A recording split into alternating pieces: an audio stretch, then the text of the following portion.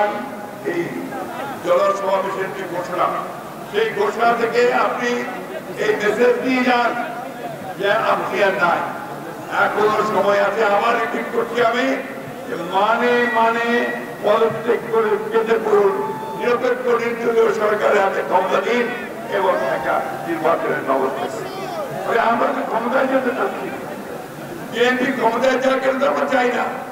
আমরা এই জনগণের অধিকারটা প্রতিষ্ঠা হোক, যে ভোট দিয়ে সে তার যে অধিকার, সে অধিকার সে তার প্রতিনিধি নির্বাচন করবে। বন্ধুগণ, বক্তব্য পাবো না।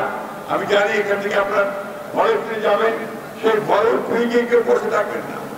আমরা প্রতি ঘরে ঘরে গিয়ে প্রতিটি মানুষের কাছে এই বার্তা পৌঁছাবেন, যা করে বাংলাদেশের মানুষ জেগে উঠেছে, আপনারাও জেগে উঠেছেন এবং সেই জাগরণের মধ্যে দিয়ে ইনশাআল্লাহ অবিলম্বে এই সরকারের পতন এই দেশের মানুষ ঘটাবে।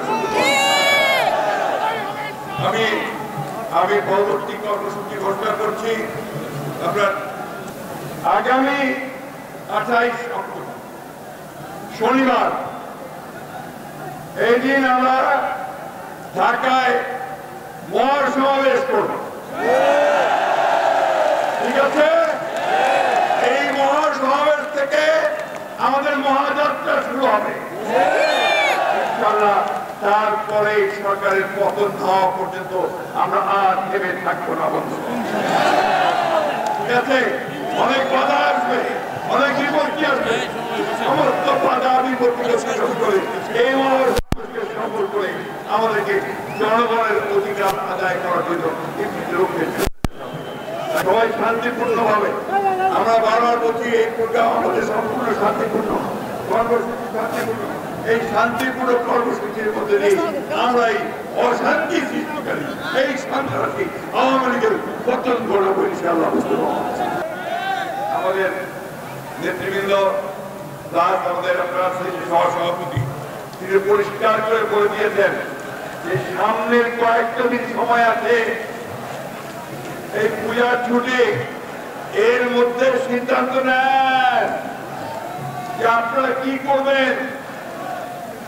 পদত্যাগ করে সসম্মান একটা স্টেট এক্সিট দেবেন, নাকি জনগণ দ্বারা বিদায়িত হবে। বন্ধুগণ, এটা খুব প্রয়োজনীয় একটা কথা। তাই আমরা আবার তাদেরকে আহ্বান জানাই যে জনগণের ভাষা বুঝতে পেরে, জনগণের আওয়াজ বুঝতে পেরে আপনারা পদত্যাগ করেন, করে শান্তিপূর্ণভাবে জনগণের প্রতিনিধিতে একটা নির্বাচনের ব্যবস্থা করেন, যেটা সম্পূর্ণভাবে নির্দলীয় নিরপেক্ষ সরকারের অধীনে নির্বাচন।